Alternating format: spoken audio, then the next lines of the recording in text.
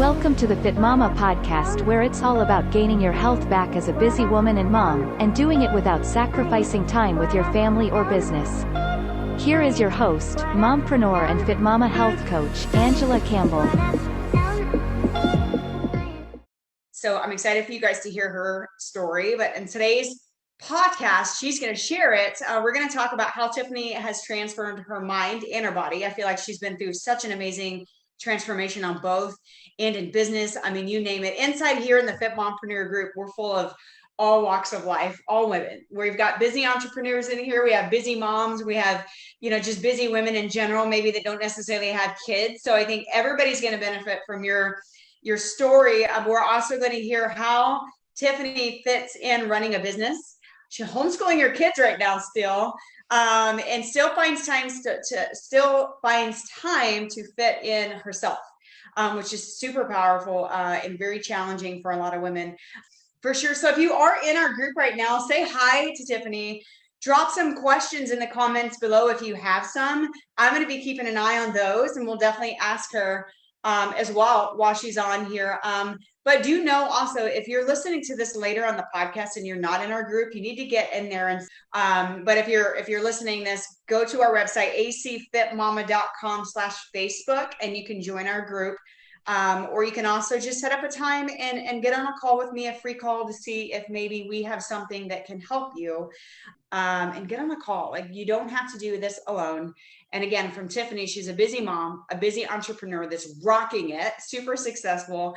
And she's also competed in some competitions, transforming her entire body, which is that's a hard journey. Been there. And I can't wait for her to share her story. So before we get into her story, you guys definitely say hi again in the comments, ask questions. But I also want to just give two shout outs, two big warm welcomes to Amanda Darter and Tammy Sturgeon. This week has committed to hopping in, take their journey to a whole nother level with fitness, nutrition, and mindset and all the things. So just say welcome in the comments. I know how nerve-wracking it can be to get started on a program and to feel welcomed by more than just myself and our other coach, Erica, is super powerful. So let's get into it. Like, I'm ready to hear from Tiffany. I know you guys are ready to hear from her as well. So Tiffany, starting there, like, I would love for you to go back, because like I said, so many women in this group are moms. Not everybody's a mom, but most of them are, and they're struggling. Like, how do I take care of my kids and homeschool and still work out and still work on myself? So I would love for you to share your journey and even go back as being that tired mom. Where were you there when you were at the heaviest, like the before picture in your transformation, and go from there. I'll let you have the floor, girl. Yeah, I'm happy to share. I'm so excited to be here, Angela. Thanks for asking me to be on here today. You guys, you all already know, if you're in this group, how awesome Angela is and how helpful. She's such an inspiration to me as well. So she's a big reason why I love, why I am so involved with fitness, because I've seen what she does, and it's really inspiring. So you guys are, you're in good hands. But I want to get down to it. I have lost about over 65 pounds, but I didn't start really weighing until I was like, okay, this is it. I can't do it anymore. So I've weighed more than I weighed 220 pounds when I had my son. I have two kids. So that was 3 years ago when I had him. And my daughter is 6. At that point, I had always been overweight. I've actually never been this fit or this lean at all. I've always been overweight. I've always struggled with my weight, with yo-yo dieting. I did the Special K diet. I did, the Atkins diet. But the problem that I always ran into is I could never be consistent with anything. Drop a, hashtag consistency if you're listening in right now and you struggle with that as well. But consistency was a big, big problem for me. And, it was just stories I also told myself, like, you just aren't that body type, or you just, you're not fit, or you're not meant to look like that. Like, it was things that I'd already preconceived in my mind that I just, it was something I was like, okay, well then what's the point in trying? You tell yourself these stories. So anyways, I had my daughter. I continued to keep gaining weight after having her, had a miscarriage. And then I went through depression, eating, emotional eating just all the time. And then after that, about a year of trying to have another baby, we got pregnant with our second little boy. Well, our first little boy with our second baby. And he, made his way into the world in November 2017, almost 3 years ago. His birthday's in a few weeks. And I was the heaviest I'd ever been. I was so, I just hated the way I looked. I was so unhappy. I was, of course, breastfeeding. And I just felt like, oh my gosh, like I'm never going to get my body back. Like I said, I got up to over 220 pounds when I had him. And then a couple months after I had him, I had a friend who was like, I've been doing keto. And I'm like, okay, what's this keto thing? And I asked her to tell me about it. She said, oh, just keep your carbs under 40, and then you'll be fine. And so it's a lot more to it than that, obviously. But I started there. That's where I started. And, at that point, I'd also found out that my kids both had hearing loss, my 3-year-old and my newborn, and was going through postpartum issues as well, just feeling unworthy and like I wasn't good enough.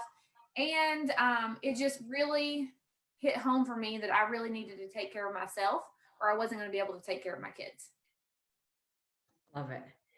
I love it. And I think so many, I can relate to where all the things that you just said when you're a mom. And I know a lot of women who went through the postpartum depression for sure. And like, it's hard and it's a mental struggle feeling like you're to take care of. So you feel like as a mom, you have to sacrifice everything under the sun, including yourself. Do you have any certain like turning points that triggered you to make those changes and become healthy so that you find time to work out and follow keto to a lifestyle? Because I know a lot of people that did keto and like fell off. Oh, this didn't work for me.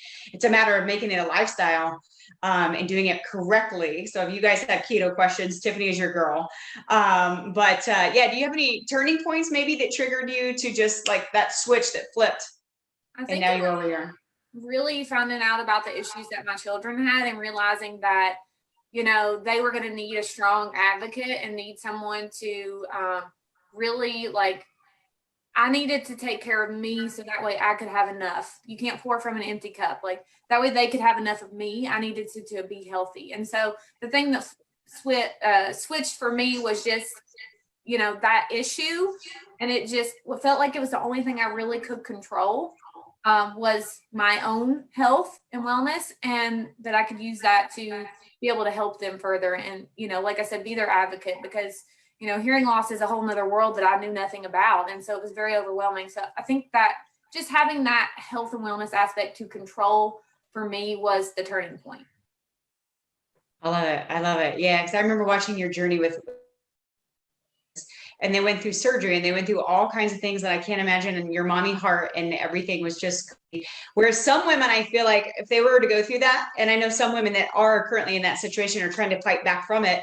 When they go through things like that, they actually turn to food, like in an unhealthy way, but you actually opposite. So something tragic, you turned it into a positive because you can control that. You can control yourself. That's really awesome.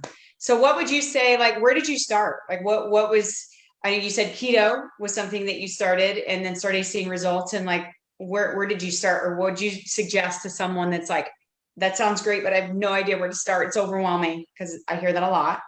Yeah. So, for me, where I was attempting the whole keto lifestyle, for me, it was starting with the 40 carbs. And I was like, okay, well, I'll try this and see if I can do it. Like, it was one of those, you don't really commit because you're the one that's holding yourself accountable, if that makes sense. Like, really didn't have a coach at all through any of this. I didn't ever, and I don't suggest it because it's learning the hard way, but I'm pretty stubborn. So I was like, I can research it and I'll figure it out. And I lost weight. It was also breastfeeding. So that made it easier. I did not exercise at that point. It actually had been a couple of years since probably about 4 years since I've had a trainer. I think the beginning of my pregnancy, I had a personal trainer that I worked with. And then after my third trimester, I was like, I'm not doing this anymore. Yeah, right.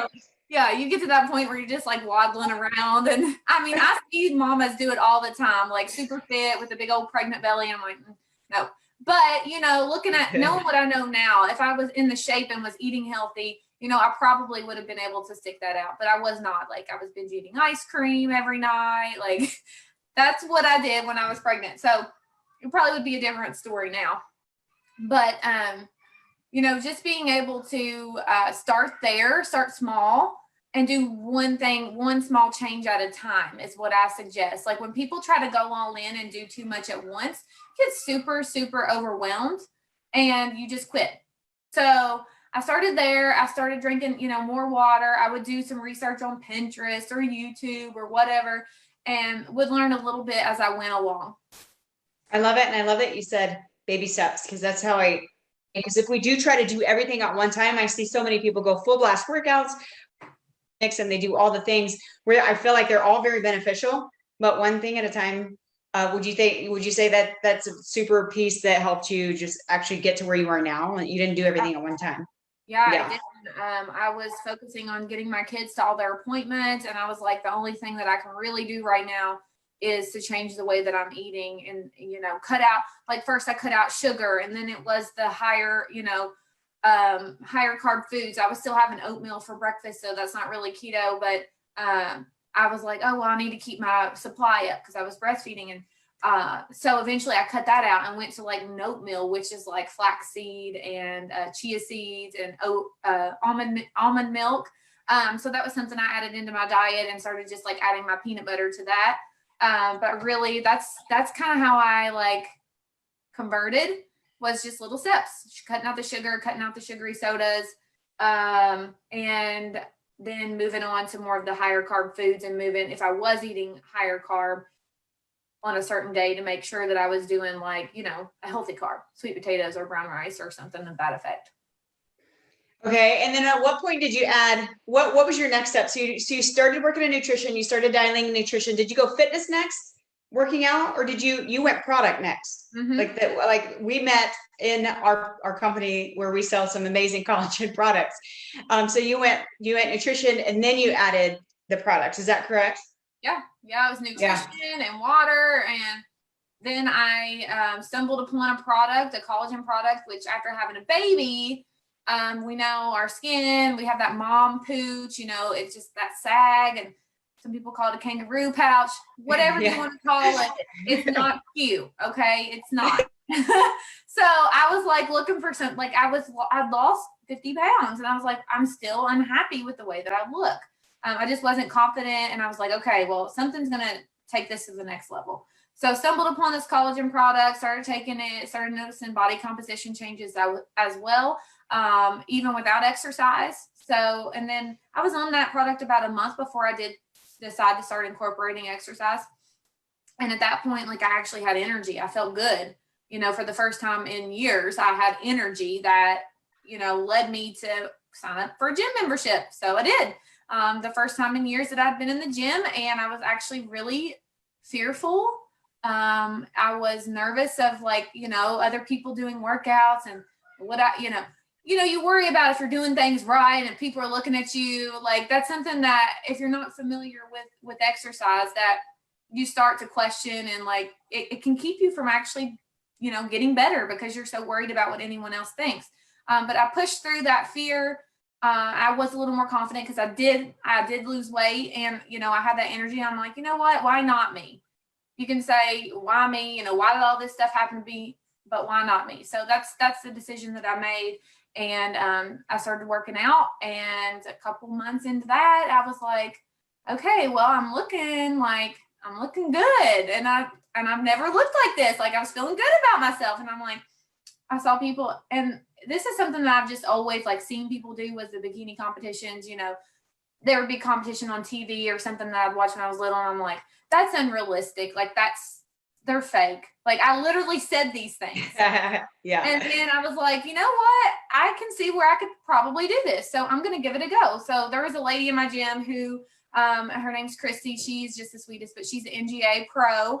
And she was working out one day, and I just went up to her and I'm like, I need your help. Like, what are you doing? I want to do what you did.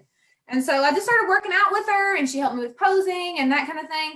And, you know, I did like a 16-week prep, cut down on my calories towards the end, but I never went below like 1,400. That's the beauty of like keto, because you are using ketones to help, you know, burn that fat. And So anyway, I loved it. I loved every bit of it. I loved stepping on the stage. I loved the prep part of it.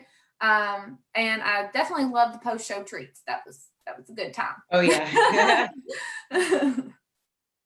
Yeah, I remember doing a couple shows myself, and that was my favorite part. Like, give me some cinnamon rolls or something in the back. Yeah.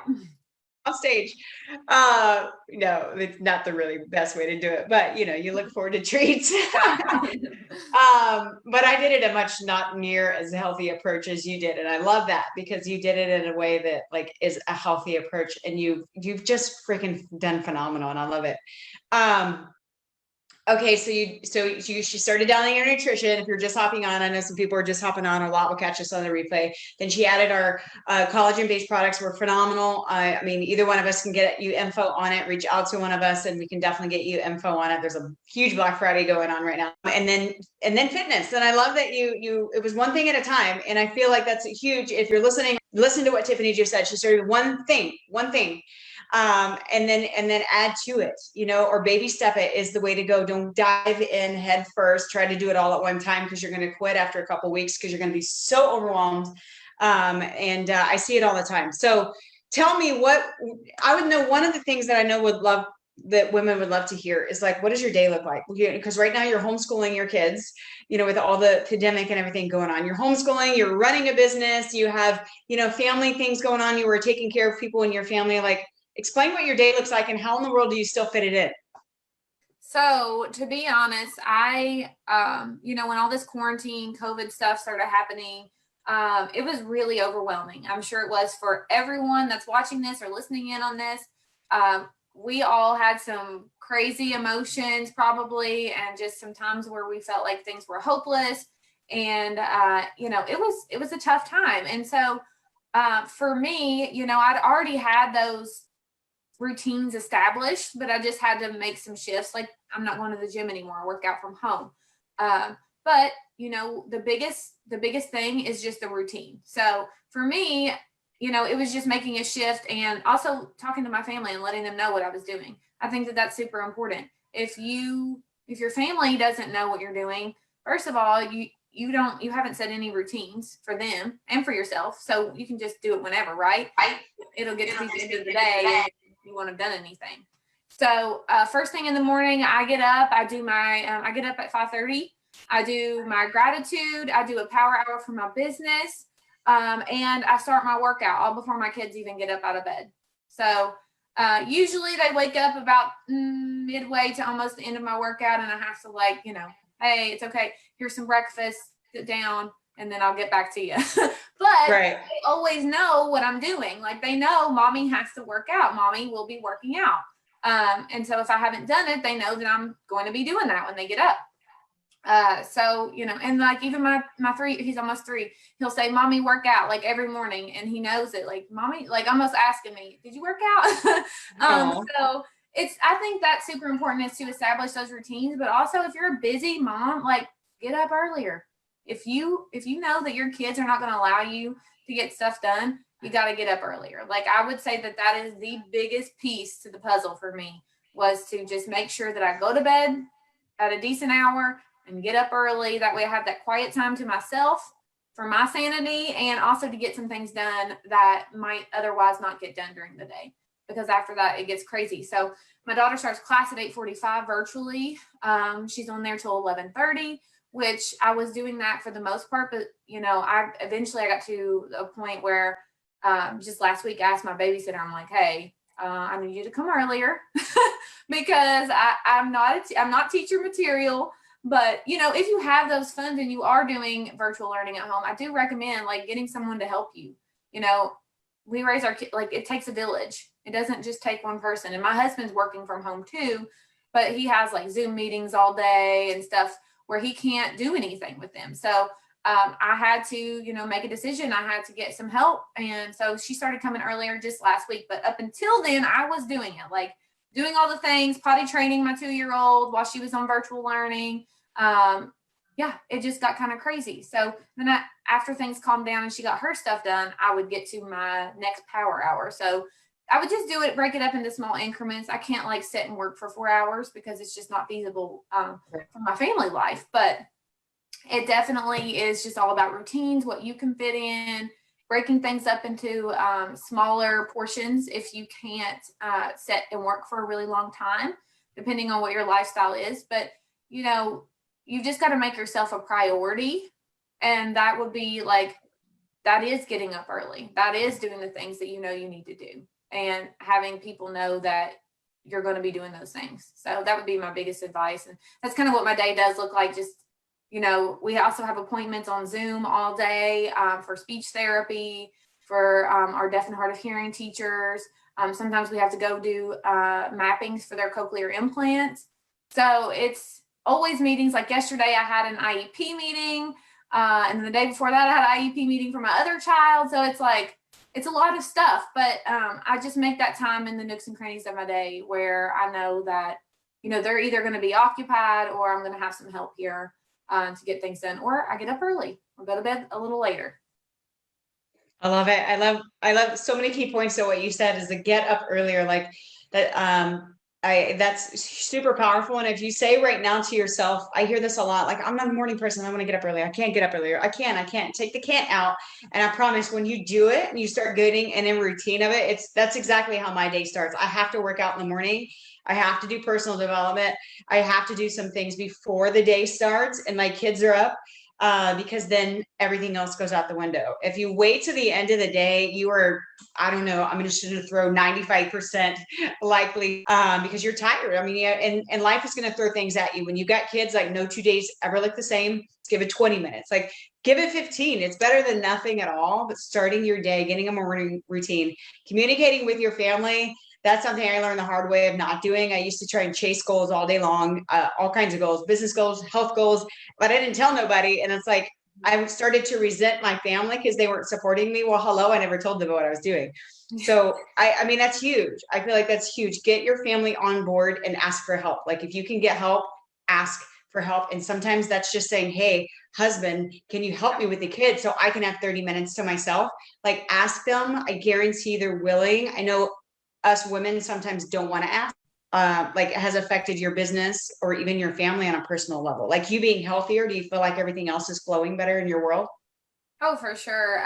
I definitely feel like, me being my best self and, working on me helps me to be able to have better relationships, to communicate better with people, to be more positive in the conversations that I do have because I feel good, so I definitely feel like that's impacted me in a huge way. And also like being healthy and running a, any type of health and wellness business, or, maybe you are promoting products or whatever it is that you may be doing.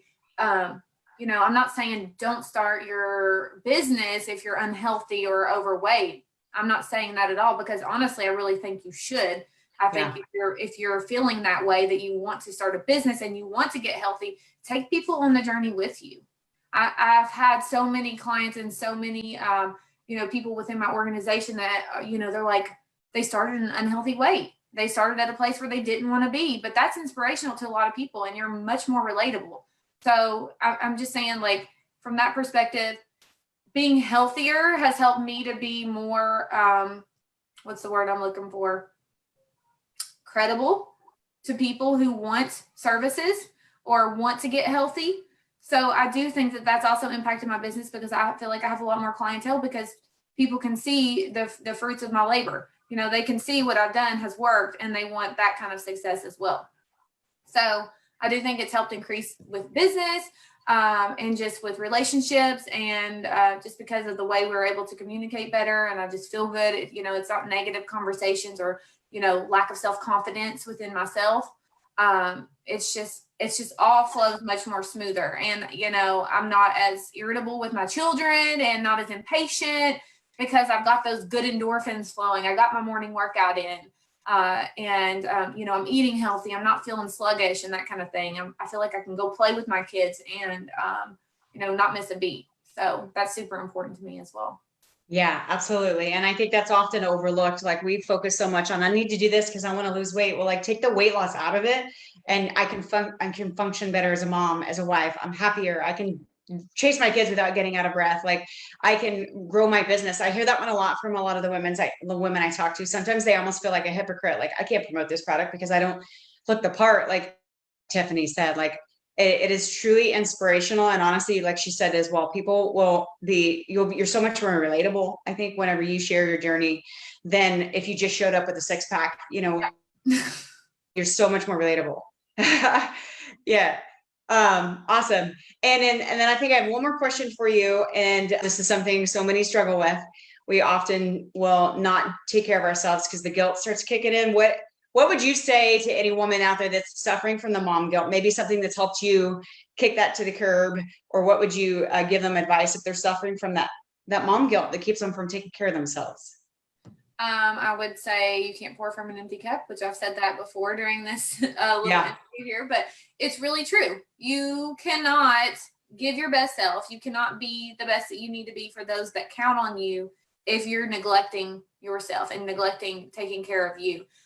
So I would really just like hone in on that, like take that to heart, believe that because it's true, and don't feel guilty for taking care of you because you're going to be able to provide, you're going to be able to do more for your family. You're going to be able to, like I said, communicate better and play with your children if you're taking care of yourself. I mean, life's too short. We don't want to be so, overweight, unhealthy that we're just miserable all the time. And so just place that thought in your mind that, you don't need to feel guilty for something that's making everything else in your life better.